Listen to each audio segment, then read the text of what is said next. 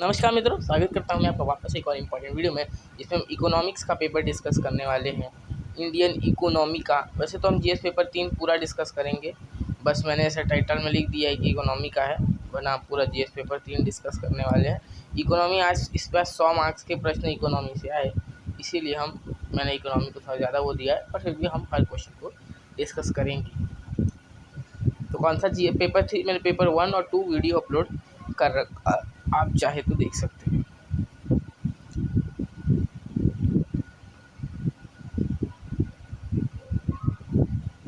क्या है? Explain the difference between computing methodology of Indian gross domestic product before 2015 and after the year 2015। वैसे समझो, वो कह रहा है जीडीपी की जो मापन क्रिया है या जो उसको काउंट करने की जो प्रोसेस है, उसमें 2015 के बाद चेंज आया है। अगर आपको पता है क्या चेंज आया है तो यू कैन राइट अबाउट। और ये थोड़ा सा फैक्चुअल प्रश्न था। अगर आपको नहीं पता है कि क्या चेंज आया है, वैसे तो सब पढ़ते ही हैं क्या चेंज आया है, और मैंने भी अपने वीडियो में बताया है क्या चेंज आया है, पर मान लो आपको नहीं पता है कि चेंज आया क्या है, तो हाउ कैन यू राइट? ठीक है। सो अगर आपको नहीं पता है तो आपको ये प्रश्न जो है वो छोड़ना पड़ेगा। आप इसमें कुछ कर नहीं सकते थे, आप कुछ मतलब बोलते ना, कुछ अपने आप मन से ठोक ठाक नहीं सकते थे। तो चलिए हम इसका आंसर है जान लेते हैं। सबसे पहले 2015 में पहले क्या होता है जीडीपी, आप इसको समझ लीजिए। क्या ना, कई लोग जीडीपी नहीं समझ पाते हैं। जीडीपी होती क्या है? Gross domestic product. ठीक है। ग्रॉस डोमेस्टिक प्रोडक्ट का मतलब आपके बाउंड्री में एक साल में कितना उत्पादन हुआ है, कितना प्रोडक्शन हुआ है, उसको हम जीडीपी बोलते हैं। सर आपको एक डाउट होगा कि मान लो एप्पल कंपनी जो यूएस की है, वो यहाँ पे आके अपनी कंपनी खोली, फैक्ट्री उसने लगाई यहाँ पे, और उसने यहाँ पे आके जो है मोबाइल से फ़ोन बनाए। उसने यहाँ पे आके फ़ोन्स बनाना चालू किए, उसने यहाँ पे आके एप्पल के फ़ोन बनाना जो है वो चालू कर दिया। सो तब क्या होगा सर? तो अगर यहाँ पे आके तब तो क्या बोलते हैं, वो उसका जो पैसा है, उसका जो मनी है, वो हमारे जीडीपी में जाएगा। अगर क्योंकि आपने कहा कि जीडीपी में, जबकि जो कंपनी तो बाहर की है, ठीक है, और तो फिर हमारे जीडीपी में क्यों जाएगा? सबसे बड़ा डाउट तो आपका यही रहता है कि वो हमारे जीडीपी में जाएगा किस लिए? कंपनी तो बाहर की है। लेकिन मैंने आपको अभी डेफिनेशन बताया कि आपके बाउंड्री के अंदर एक साल में क्या प्रोडक्शन होता है। मैंने तो ये तो नहीं कहा कि आपकी कंपनी का क्या प्रोडक्शन होता है, ठीक है, उसको हम बोलते हैं जीडीपी। मतलब अगर चाहे एप्पल की कंपनी आके बनाए, चाहे टाटा बना के आए, चाहे रिलायंस बनाए, आपका वो जाएगा टोटल जीडीपी में। बार बार सर्विस दे रहा है वो भी जीडीपी में जाएगा। आपकी सैलरी, आप सर्विस दे रहे हैं वो भी जीडीपी में ही जाएगा। ठीक है। टैक्स सब्सिडी, ठीक है, टैक्स माइनस सब्सिडी, ये भी जीडीपी में जाएगा। ठीक है। लेकिन क्या जीडीपी में नहीं जाएगा यहाँ पर? ठीक है। जैसे ए पर्सन वो गया है सऊदी अरब, और वहाँ से पैसे भेज रहा है घर को, तो वो हमारे जीडीपी में नहीं जाएगा। भारतीय आदमी है लेकिन फिर भी जीडीपी में क्यों नहीं जाएगा? उसका कारण ये है कि वो जीएनपी में जाएगा। वो जीडीपी में नहीं जाएगा, वो जीएनपी में जाएगा, क्योंकि इसका जीएनपी मतलब ग्रॉस नेशनल प्रोडक्ट। इसमें खासियत ये है कि इसमें एप्पल का पैसा नहीं जाएगा। इसमें एप्पल का पैसा नहीं जाएगा, लेकिन इसमें वो जो बाहर से जो पैसा भेज रहा है पैसा, उसका मनी जो है वो जीएनपी में जाएगा। यहाँ पे एनएनपी और एनडीपी बनाने का समय नहीं है। ठीक है। अब हमारे साथ जो प्रश्न है वो आया है कंप्यूटिंग मेथडोलॉजी से लेकर 2015 तक ना। 2015 तक मेनली फोकस जो था ना, वो इनकम और एक्सपेंडिचर पे किया जाता था जीडीपी काउंटिंग में। लेकिन जीडीपी काउंटिंग के 2015 के बाद सबसे पहले GVA यानी कि ग्रॉस वैल्यू एडेड निकाला जाए, फिर टैक्स माइनस सब्सिडी, उसका और लंबा प्रोसेस होता है, लेकिन कभी हम उसको जब इकोनॉमिकल एक्सेल वीडियो में जैसा आएगा उसमें हम डिस्कस करेंगे का लंबा जो प्रोसेस है। लेकिन GVA क्या होता है? प्रोडक्शन, ठीक है, जो भी प्रोडक्शन हुआ है उसको हम GVA बोलते हैं अलग अलग सेक्टर्स में, ठीक है, अलग अलग सेक्टर्स में जो जो प्रोडक्शन हुए हैं, जैसे ग्राफ है यहाँ पे, रियल स्टेट में इतना हुआ है, कंस्ट्रक्टिंग में इतना हुआ है, और यहाँ यहाँ यहाँ यहाँ इतना हुआ है, ठीक है। लेकिन 2015 के पहले आपको बस थोड़ा सा लिखना है कि इनकम एक्सपेंडिचर पे ध्यान दिया जाता था, उसके बाद आपको लिखना है कि जीडीपी, टैक्स माइनस सब्सिडी, ये सब आपको यहाँ पे 150 शब्दों में लिखना है। तो आपको अपने आंसर्स में ज़्यादा एक्सप्लेन नहीं करना है, आपको अपने आंसर को आपको लगभग 70 शब्द में आप लगभग जीडीपी, जीएनपी ये सबको समझा सकते हैं। 70 से 50 शब्द ले लो और उसके बाद आराम से आप लगभग अपने 100 शब्दों में आंसर्स को लिख सकते हैं, जो मैंने यहाँ पे बताया। अब दूसरा क्या है? Distinguish between capital budget, revenue budget. अब कैपिटल बजट और रेवेन्यू बजट क्या होता है, ठीक है। कैपिटल बजट आपने मान लो किसी से उधार लिया, ठीक है, मतलब मैं आपको एक बहुत व्यवहारिक भाषा में समझाता हूँ। जैसे आपने किसी से उधार लिया और उसको अच्छे काम में इन्वेस्ट किया, तो कैपिटल बजट आप मान सकते हो, ठीक है। पूंजी बजट इसको कहते हैं, पूंजी बजट। इसको आप मतलब देखो, कैपिटल बजट अगर नेगेटिव है तो वो अच्छा है, आप ये कहोगे। और फिर अगर रेवेन्यू बजट नेगेटिव है, मतलब जितना कमाया नहीं उतना आपने खर्चा कर दिया, तो रेवेन्यू बजट कभी भी नेगेटिव नहीं रहना चाहिए, ठीक है। आपको ये सब अपने आंसर्स में जो है लिखना है। पहले आपको डिस्टिंग्विश करना है 50 से 60 शब्दों में। कैसे डिस्टिंग्विश करेंगे? मॉडल आंसर्स, जैसे मैंने कहा कुछ समय बाद आ जाएंगे। हिस्ट्री के मॉडल आंसर्स तैयार, मतलब मॉडल आंसर्स में आपको टाइप करने सोचा था, लेकिन मैं यहाँ पे उसमें एक एक क्वेश्चन का 1 घंटे का एनालिसिस कराऊंगा। एक दिन में हम लगभग 1 से 2 क्वेश्चनों का डिस्कशन करेंगे, अगर कोई स्पेशल डिकोडिंग कुछ लाएंगे। लेकिन यहाँ पे एक सिंपल सा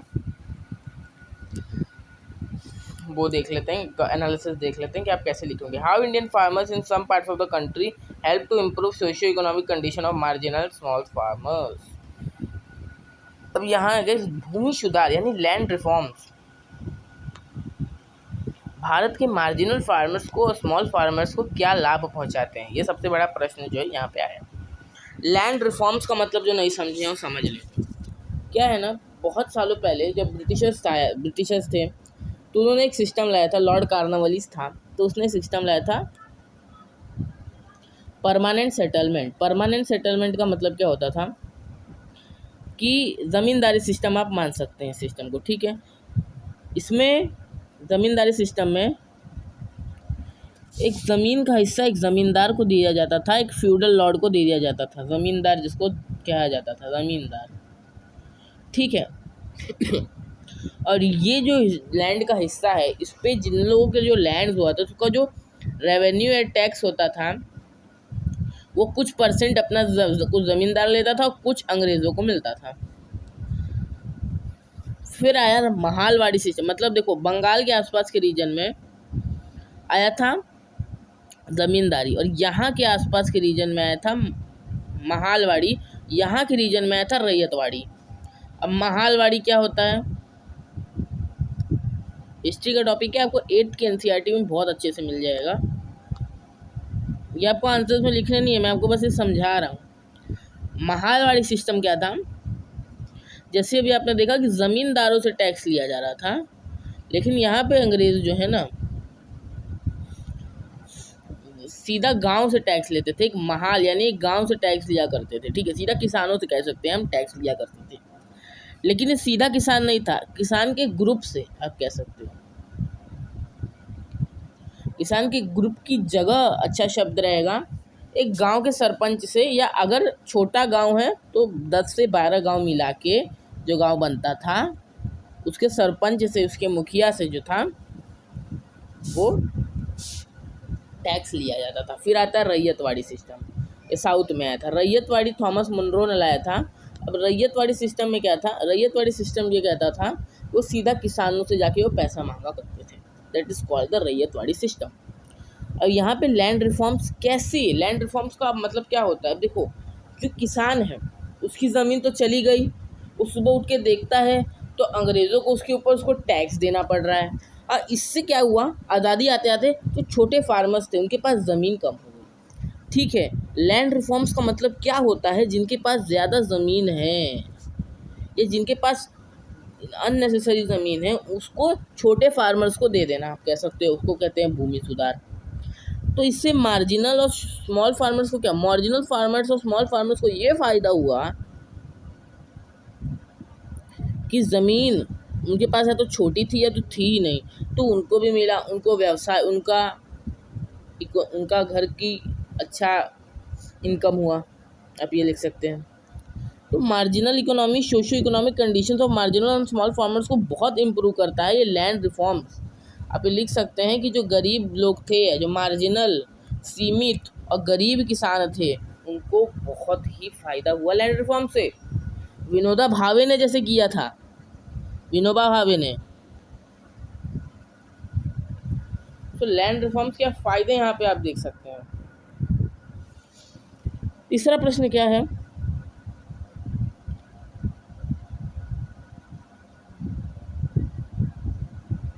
S-400 के बारे में आया एक और प्रश्न। S-400 मिसाइल सिस्टम क्या है? अभी हमने देखा S-400 मिसाइल सिस्टम के बारे में, S-400 मिसाइल सिस्टम के बारे में। S-400 जो मिसाइल सिस्टम है, क्वेश्चन क्या है पहले ये तो हमने देखा ही नहीं। S-400 defence system technically superior to any other system presently available in world. कैसे S-400 जो मिसाइल सिस्टम है ये प्रेजेंट वर्ल्ड में सबसे अलग है? देखो, S-400 सिस्टम के बारे में पहले आपको क्या लिखना है, रशिया से लिया, और ये सब में आप कम से कम उसमें आप 50 वर्ड अपने खर्च कर सकते हो। फिर आपके पास 100 वर्ड का मसाला बनता है। अब 100 वर्ड के मसाले में आप क्या लिख सकते हो? इसकी रेडार सिस्टम, ये एक मोबाइल की तरह है कि जहाँ वहाँ, यहाँ से वहाँ जा सकता है। ठीक है, इसका रेडार सिस्टम बहुत अच्छा है। इसके ये डिफेंड है, और ये बड़े से, इसमें आयरन डोम से भी अच्छा डिफेंडिंग सिस्टम है। आप ये सब लिख सकते हैं। ठीक है, यहाँ तक कि ये भी माना जाता है कि अमेरिका के F-35 को भी ये गिरा सकता है, इनका S-400 सिस्टम। ठीक है, यू कैन राइट ऑल्सो और दैट, आप लिख सकते हैं ऐसा। ठीक है, S-400 और 150 शब्द का तो आपको आंसर लिखना है, ज़्यादा लिखना है नहीं।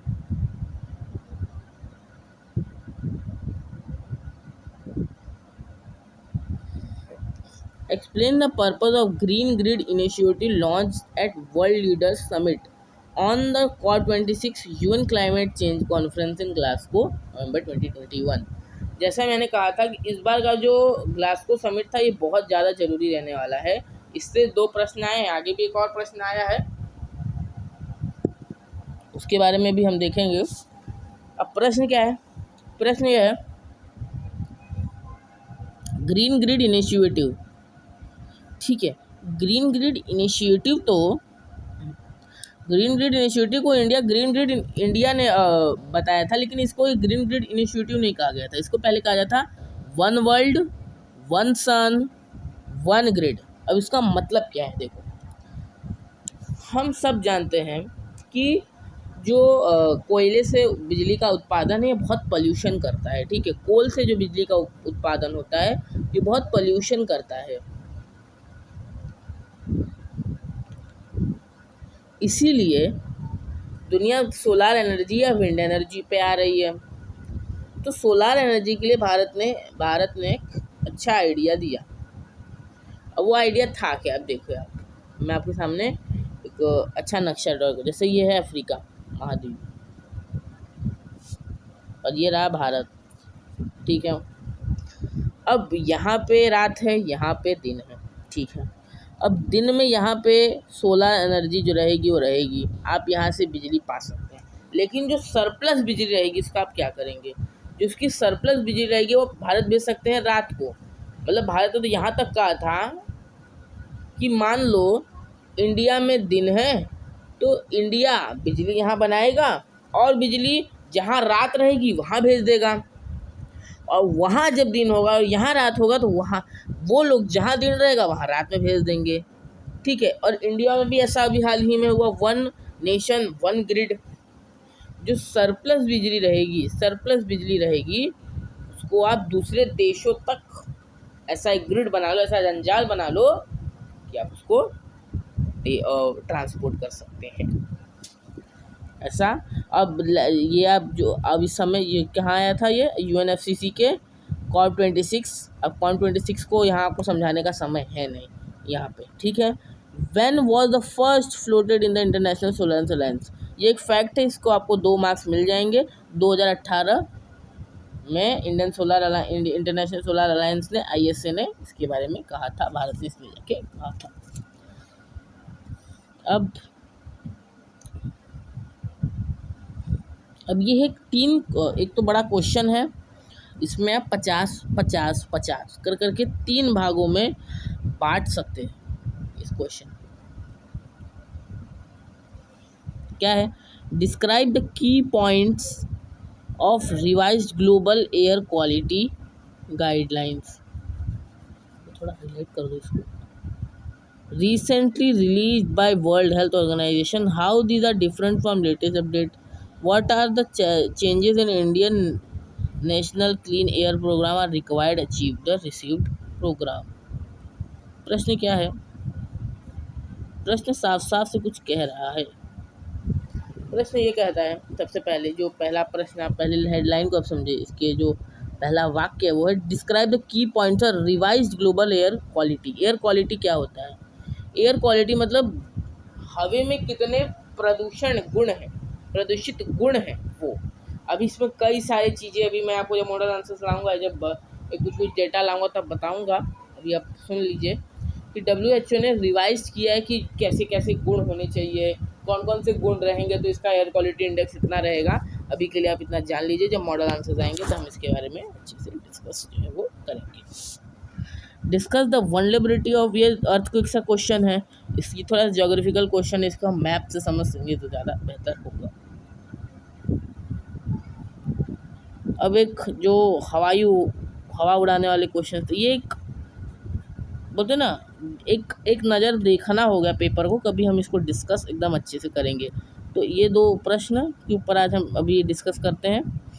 ये वाला प्रश्न है LED बल्ब्स के ब्लू कलर को लेकर। ये ब्लू वाला LED वो जिसको जनरल नॉलेज, ये वाला प्रश्न है।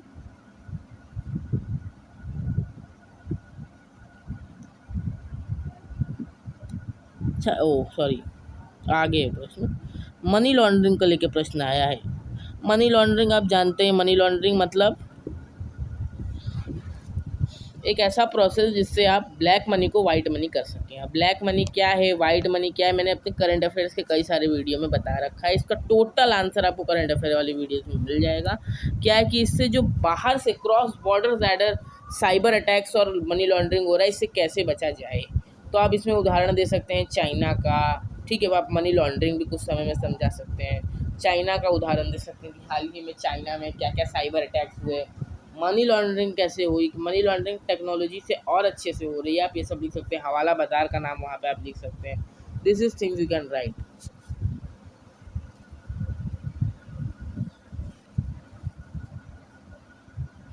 अब ये है वी शेप्ड इकोनॉमी के बारे में।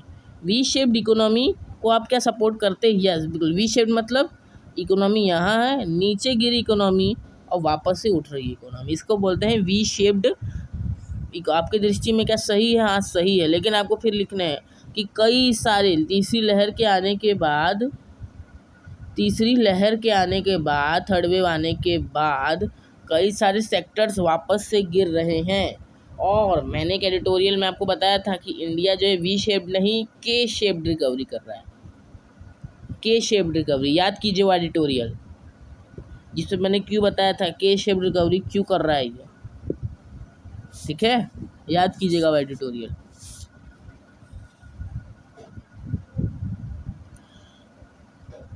अब जो है और एक प्रश्न आपके साथ, 2 प्रश्न मैं डिस्कस करूँगा, ये ब्लू वाला, बाकी हम मॉडल आंसर जब लाएंगे तभी 2 क्वेश्चंस जो हैं वो थोड़े से इम्पोर्टेंट हैं। ये नोबल प्राइज़, अब कैसे जो क्वेश्चन को फहरा है, नोबल प्राइज़ अकाशी अमोना को मिला था नाकुरा इन्वेंशन ब्लू LED बल्ब्स को ब्लू LED को लेकर। देखो अभी आप मोबाइल में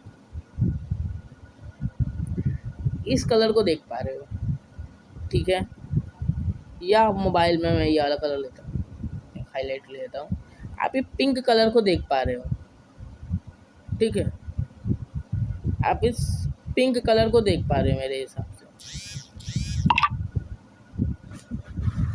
ये जो पिंक कलर आप देख पा रहे हो, ये कैसे देख पा रहे हो?